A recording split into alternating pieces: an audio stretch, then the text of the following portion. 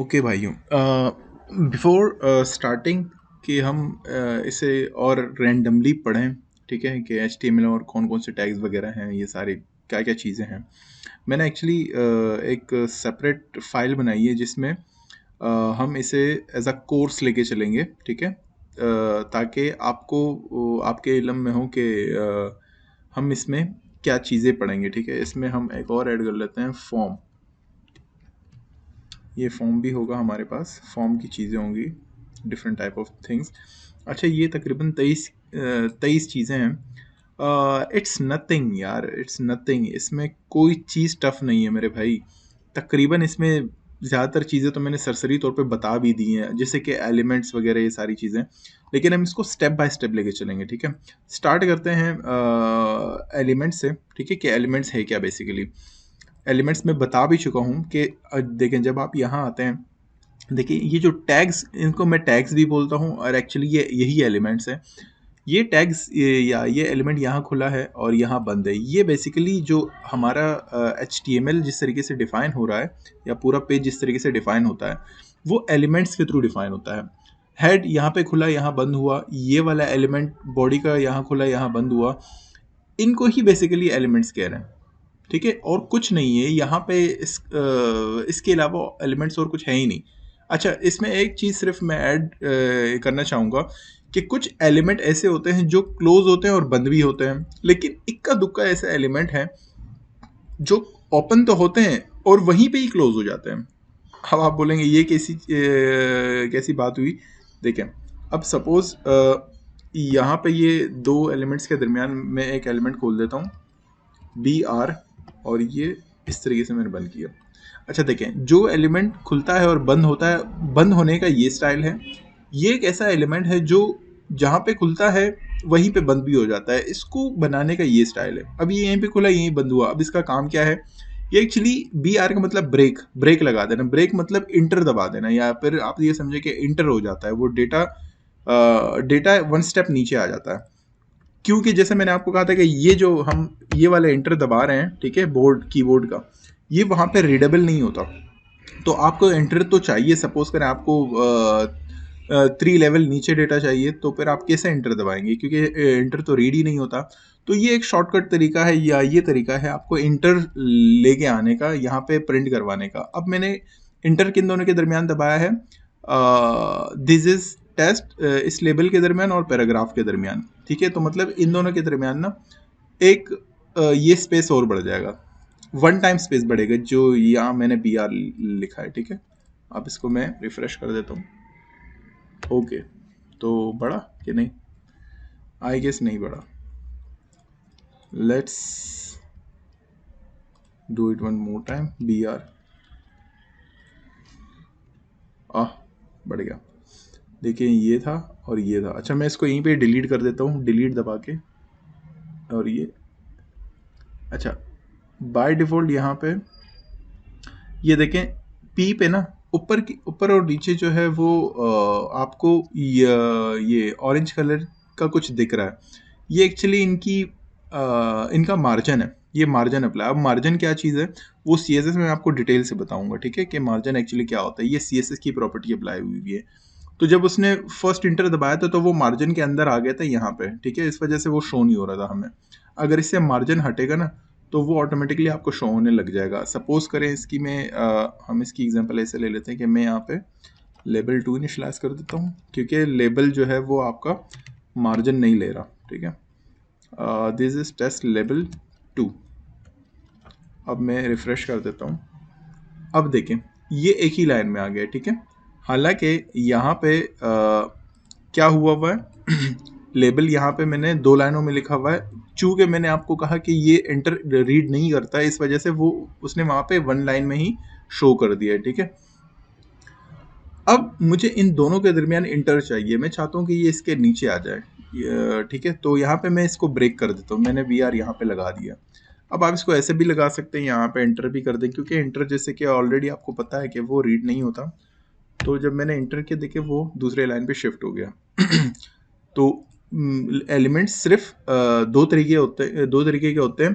एक खुलते भी है और बंद भी करना उसको लाजमी है। अगर आप बंद नहीं करो वैसे ही छोड़ दोगे तो वो इश्यूज क्रिएट करना स्टार्ट कर देंगे, मतलब कुछ चीज़ें यहाँ से वहाँ चल रही होंगी, आपको पता ही नहीं चल रहा होगा।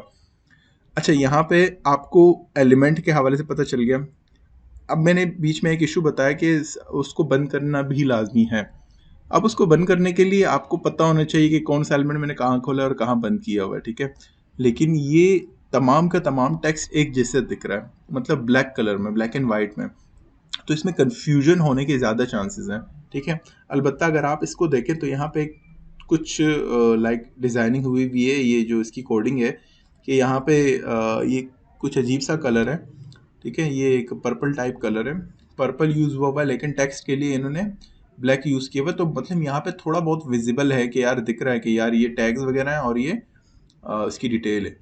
तो वो जो मैंने एक बात बोली थी कि नोटपैड प्लस प्लस, वो एक्चुअली ये टेक्स्ट एडिटर ही है, लेकिन इसका अपडेट वर्जन है, अपडेटेड वर्जन है, ठीक है। उसको डाउनलोड करके अगर आप यूज़ करेंगे ना तो आपके लिए बहुत इजी रहेगा। ये मतलब ये इनके कलर ही चेंज हो जाएंगे, तो आपको पता लग रहा होगा कि मैंने कौन सा टैग कहाँ ओपन किया और कहाँ मुझे इसको बंद कर देना है, ठीक है। तो हम क्या करते हैं, पहले उस स्पेसिफिक नोटपैड को डाउनलोड करते हैं। नोटपैड प्लस प्लस जब आप लिखेंगे ना, नोटपैड प्लस प्लस, ठीक है, जैसे आप तो आप फर्स्ट लिंक पे क्लिक करेंगे। अच्छा, ये देखें इसका लोगो ये है।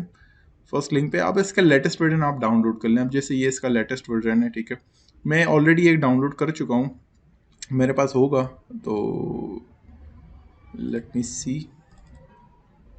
ओके, ये नोटपैड प्लस प्लस, मैंने इस पर डबल क्लिक किया, इंस्टॉलेशन चला देता हूँ, ठीक है। Agree, next, next, install.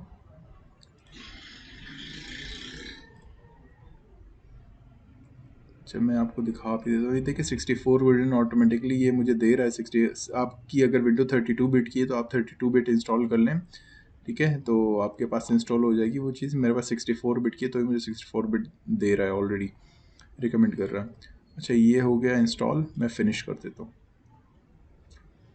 अच्छा, ये ऑटोमेटिकली इन्होंने कुछ खोला हुआ है। ओके, मैं इसको बंद कर देता हूँ, मैं इसे भी बंद कर रहा हूँ, ठीक है। अब देखें वहाँ पे हमने पहले जिस जनरल नोटपैड पे खोला था, मैं इसको राइट क्लिक करके open with notepad plus plus कर देता हूँ, रिकमेंडेड। अब ये देखिए यहाँ पे नोटपैड भी आ गया, हम इसे यहाँ से भी खोल सकते हैं। Look for the PC, desktop, और डेस्कटॉप में प्रोग्राम्स ऑल कर देते हैं। डेस्कटॉप पे नहीं है notepad, okay, let's search for the notepad, notepad plus plus. Okay, open file location, file ये लोकेशन ये रही, कॉपी किया, पेस्ट किया। अच्छा, इस पर भी आप वही कर सकते हैं, नोटपैड प्लस प्लस को आप स्टार्ट से ओपन करके ड्रैग एंड ड्रॉप कर दें, लेकिन मैं आपको अभी वो तरीका बता रहा हूँ कि जिस तरीके से आपको जाना चाहिए। हाँ, अब आ गया ना, हम अब आ गए। अब देखें, आपको बिल्कुल क्लियरली दिख रहा है कि एक्चुअली ये चल के आ रहा है। आपका ये टैग यहाँ पे खुला है, यहाँ बंद हुआ है, ये टैग यहाँ खुला है, यहाँ बंद हुआ, ये वाला टैग यहाँ खुला है, यहाँ बंद हुआ। इसके अलावा हेडिंग, हेडिंग बी आर, ठीक है, लेबल। देखिए अब यहाँ पे बड़ा इजी हो गया आपको काम करना, ठीक है ना। तो अभी आप इस पे काम बखूबी आसानी से कर सकते हैं। अच्छा, ये थी हमारी लेबलिंग, सॉरी एलिमेंट्स जो मैंने आपको बताए थे। सेकंड हमारा जो टॉपिक है, अच्छा ये तमाम टॉपिक ही बड़े इजी हैं, ठीक है ना, इसको मुश्किल नहीं लेना, ये बड़ा ही इजी है, बहुत ही आसान है। ये आपकी एलिमेंट्स थे, दैट्स इट, ये सिर्फ बताना था। हम इसको कर देते हैं इस रीड, मैं कह देता हूँ यस, ठीक है। हम इसको मार्क करते जाएंगे जब जब हम पढ़ेंगे इसे। एट्रीब्यूट, एट्रीब्यूट क्या चीज़ है, क्या चीज़ होती है एट्रीब्यूट? बेसिकली ये जो हमारी हेडिंग्स या ये जो एलिमेंट्स हैं, सम टाइम ये होता है कि एलिमेंट सिर्फ और सिर्फ इसके अंदर ये चीज़ डिफाइन नहीं करता, ठीक है। इस एलिमेंट की खुद की भी कुछ प्रॉपर्टीज़ होती हैं, ठीक है, या फिर हम ये प्रॉपर्टीज़ कुछ लगाना चाहें, प्रॉपर्टीज़ या एट्रीब्यूट्स आप कह दें। सपोज करें कि ये आपका कोई पैराग्राफ है, ठीक है ना, इस पैराग्राफ में स्पेस दे, अच्छा ये एट्रीब्यूट्स जो है वो आपके स्टार्टिंग टैग में ही डिफाइन होंगे, ऑलवेज ये याद रखिएगा। एट्रीब्यूट्स में मैं लिखता हूँ कि आईडी, एट्रीब्यूट को मैंने एक आईडी दे दी, आईडी क्या चीज़ है वो नेक्स्ट मैं आपको डिटेल से बताऊंगा, ठीक है। ये मैंने एक आईडी दे दी P1, ठीक है, ये आप कुछ भी दे सकते हैं। तो ये जो एट्रीब्यूट है और इसकी ये जो मैंने एक वैल्यू दी है, ये वाली वैल्यू, ये बेसिकली ये इसकी जो प्रॉपर्टी है, ये वाली आईडी, ये एट्रीब्यूट कहलाती है बेसिकली। ये एट्रीब्यूट मल्टीपल हो सकते हैं। मैं यहाँ पे क्लास डिफाइन कर देता हूँ। क्लास क्या है, ये सी एस एस डिफाइन करने के लिए हम क्लास यूज़ करते हैं, ठीक है। इसी तरीके से यहाँ पे मैं स्टाइल डिफाइन कर दूँ।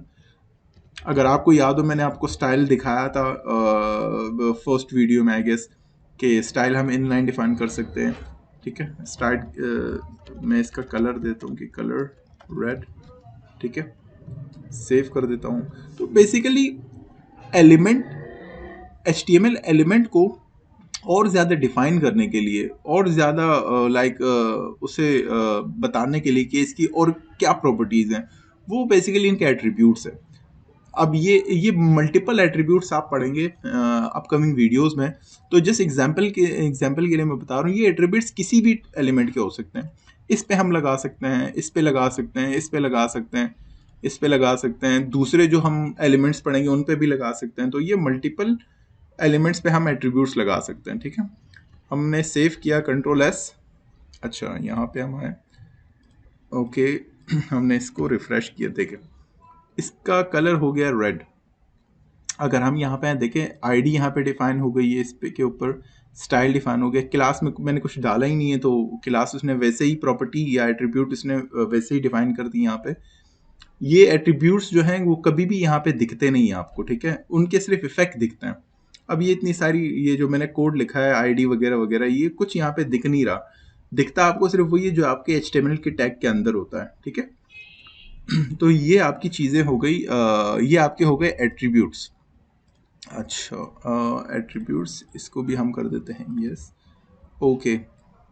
हेडिंग्स, हेडिंग मैंने आपको हेडिंग हमने स्टार्ट में ही क्रिएट किए हुए थे, जैसे H1, ठीक है। हमारे पास लगभग 6 के करीब हेडिंग्स होती हैं जो डिफरेंट उसकी होती है साइजेस की।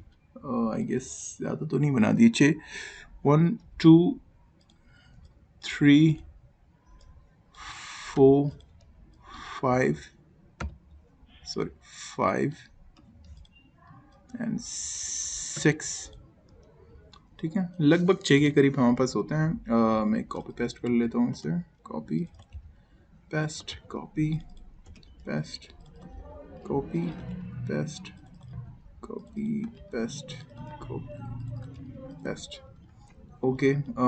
This is H1, okay, H2, H3, H4, H5 and H6। अब देखें इनका इफेक्ट देखते हैं कि बेसिकली ये ऑटोमेटिकली क्या जनरेट करते हैं। ये देखें, H1 सबसे हाईएस्ट लेवल ऑफ हेडिंग है, ठीक है। H2 उसके बाद की, H3 उसके बाद की, जाते जाते H6 तक पहुंच गया। ये हेडिंग एलिमेंट्स इटसेल्फ लाइक, हम इसे पैरामीटर पैराग्राफ में भी डिफाइन कर सकते हैं, लेबल में भी डिफाइन कर सकते हैं, लेकिन हेडिंग जो है वो इसका खुद का एलिमेंट HTML का H1 के नाम से, इसी तरह टिल H6। तो ये ऑटोमेटिकली जनरेट कर देता है हेडिंग, इस तरीके से ऑटोमेटिकली बोल्ड कर देता है इन्हें, ठीक है। और ये थी आपकी हेडिंग्स। हेडिंग्स में इसके अलावा कुछ है ही नहीं, बहुत ही ईजी है, ठीक है। ये हो गई आपकी हेडिंग्स। तो तकरीबन आपकी एक दो वीडियोस में तमाम चीज़ें कवर हो जाएंगी। So it's too easy, keep in touch. मिलते हैं नेक्स्ट वीडियो में।